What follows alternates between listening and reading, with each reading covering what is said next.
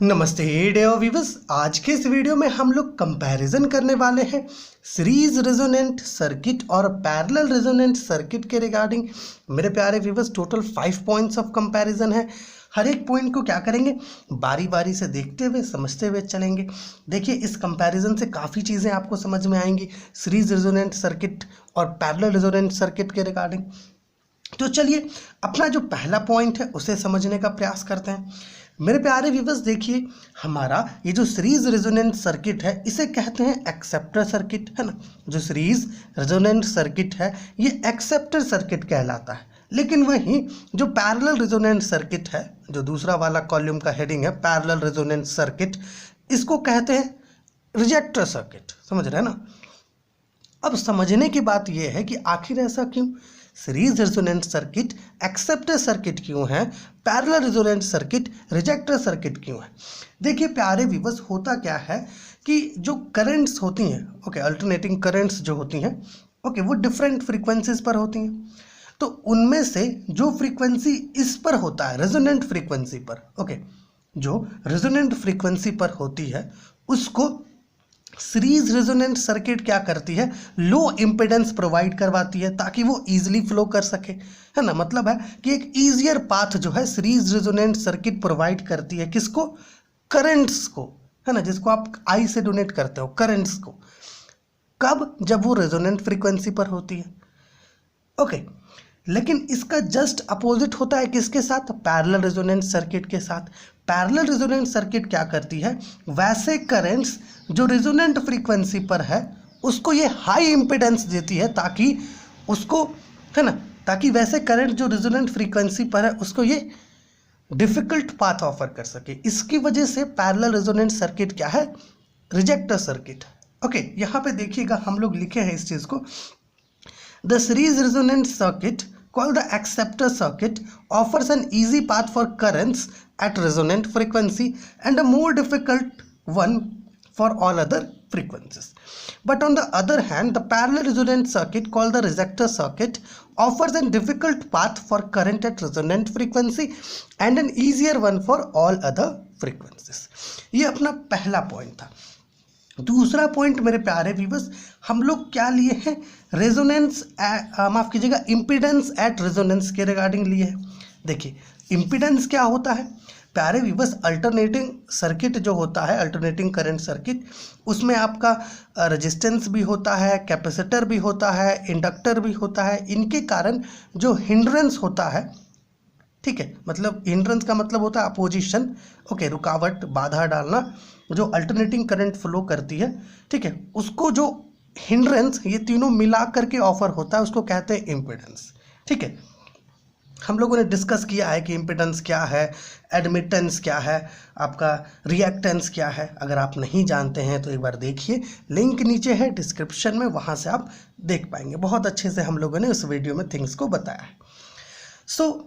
अगला पॉइंट हमारा है इम्पिडेंस एट रेजोनेंस के रिगार्डिंग। देखिएगा, इम्पिडेंस Z, इम्पिडेंस को कैपिटल Z से रिप्रेजेंट करते हैं, eight resonance is minimum and purely resistive. देखिए, जो अपना सीरीज रेजोनेंट सर्किट है इसमें जो इम्पिडेंस होता है वो भी रेजोनेंस पर, मतलब रेजोनेंट फ्रीक्वेंसी पर, वो मिनिमम होता है, कम होता है। लेकिन अदर साइड में अगर आप देखें, पैरेलल रेजोनेंट सर्किट में रेजोनेंस पर जो इम्पिडेंस है वो मैक्सिमम है। समझने की बात यहाँ है कि आखिर क्या हो रहा है यहाँ पर। देखिए प्यारे व्यूअर्स, जो अपना अल्टरनेटिंग सर्किट है इसमें रेजिस्टेंस भी है, कैपेसिटर भी है, इंडक्टर भी है। ठीक है, चलिए भैया, सही है। होता क्या है, अगर हम लोग सीरीज रेजोनेंट सर्किट की बात करें तो रेजोनेंट फ्रीक्वेंसी जिसको हम लोग F0 से डोनेट करते हैं, ठीक है ना, इस पर F0 पर जो रिएक्टेंस होता है कैपेसिटर के कारण और जो रिएक्टेंस होता है इंडक्टर के कारण, ये दोनों इक्वल होता है और ये एक दूसरे को क्या करता है, न्यूट्रलाइज कर देता है। इसकी वजह से जो इम्पिडेंस है वो मिनिमम हो जाता है सीरीज रेजोनेंट सर्किट में। और चूंकि केवल ओमिक रेजिस्टेंस बच रहा है इसलिए ये प्योरली रेजिस्टिव भी होता है। लेकिन पैरेलल रेजोनेंट सर्किट में ऐसा कुछ नहीं होता। इसकी वजह से यहाँ पर जो इम्पीडेंस है वो मैक्सिमम होता है, मतलब यह है कि एडमिटेंस जो होगा वो मिनिमम होगा। अभी आपके मन में डाउट आएगा एडमिटेंस क्या है।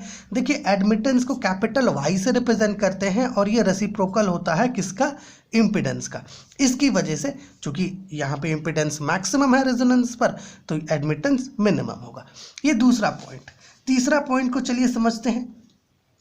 देखिए थर्ड पॉइंट हम लोग करंट एट रेजोनेंस लिए थे, जैसे कि यहाँ पे हम लोग लिए थे ना इम्पिडेंस एट रेजोनेंस, उसी प्रकार से यहाँ पे करंट एट रेजोनेंस लिए हैं। ठीक है, थोड़ा सा यहाँ पे थिंग्स को समझते हैं। देखिए अगर हम लोग सीरीज रेजोनेंट सर्किट की बात करें तो सीरीज रेजोनेंट सर्किट पर मतलब सीरीज रेजोनेंट सर्किट के लिए जो करंट होता है आपका रेजोनेंस पर, वो इस प्रकार से गिवन होता है, इस प्रकार के एक्सप्रेशन से।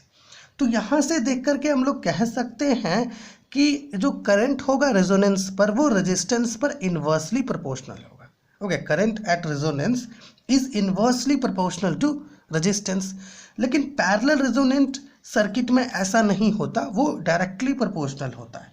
कैसे भाई, थोड़ा देखिएगा। I is equal to ECR/L होता है। पैरेलल रेजोनेंस सर्किट में क्या होता है मेरे प्यारे व्यूअर्स, कि जो करंट होता है एट रेजोनेंस वो रेजिस्टेंस पर डायरेक्टली प्रोपोर्शनल होती है। यहाँ पे देखिएगा लिखा है हम लोगों ने, current at resonance is inversely proportional to resistance of the circuit for, ये सीरीज रेजोनेंस सर्किट का कॉलम है। पैरेलल रेजोनेंस सर्किट के कॉलम में देखिए current at resonance is directly proportional to resistance. ठीक है, ये अपना थर्ड पॉइंट था। फोर्थ पॉइंट देखिए हम लोग रेजोनेंट फ्रीक्वेंसी के रिगार्डिंग लिखे हैं, थोड़ा समझिएगा। ठीक है, ऐसे स्क्रीनशॉट लेकर के थिंग्स आप लिख सकते हैं, बट थोड़ा समझ लेंगे तो और अच्छे से आप थिंग्स को हो सकता है अपने अकॉर्डिंग लिख पाएँ। देखिए प्यारे व्यूअर्स, जो रेजोनेंट फ्रीक्वेंसी होता है ना, उसको हम लोग F0 से डोनेट करते हैं।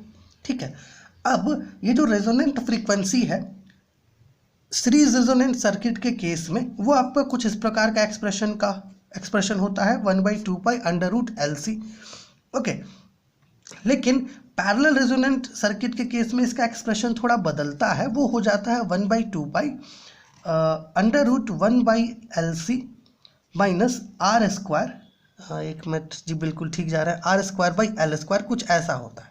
ठीक है, तो देखिए सीरीज रेजोनेंट सर्किट में जो रेजोनेंट फ्रीक्वेंसी है, अगर हम लोग इसके एक्सप्रेशन में देखें तो कहीं पर भी रेजिस्टेंस हमें देखने को नहीं मिल रहा। रेजिस्टेंस है ना, जिसको R से डोनेट कर रहे हैं, ये नहीं मिल रहा।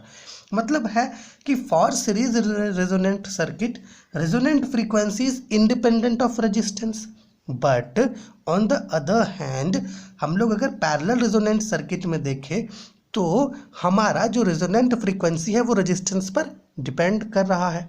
तो ये हमारा चौथा पॉइंट है। Resonant frequency F0 is independent of resistance, वो रेजिस्टेंस पे डिपेंड नहीं कर रहा है। लेकिन अगर हम लोग पैरेलल रेजोनेंट सर्किट की बात करें तो इसमें डिपेंड कर रहा है। आखिरी पॉइंट जो हम लोग लिखे हैं वो अपना क्या है, एप्लीकेशन है, एक यूज है किसका, सीरीज रेजोनेंट सर्किट का और पैरेलल रेजोनेंट सर्किट का। थोड़ा सा देख लीजिए यहाँ पे क्या है।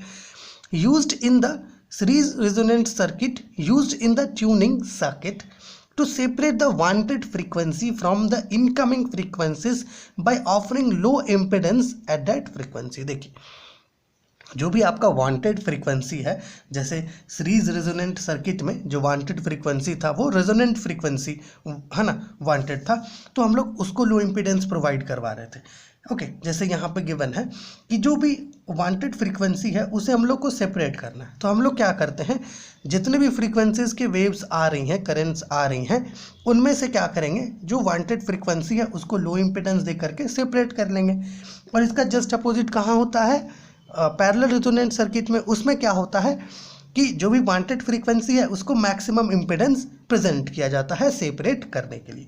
Use to present a maximum impedance to the wanted frequency usually in the plate of circuit valves. So ये यहाँ पर 5 पॉइंट्स ऑफ कंपैरिजन था सीरीज रेजोनेंट सर्किट और पैरेलल रेजोनेंट सर्किट के रिगार्डिंग।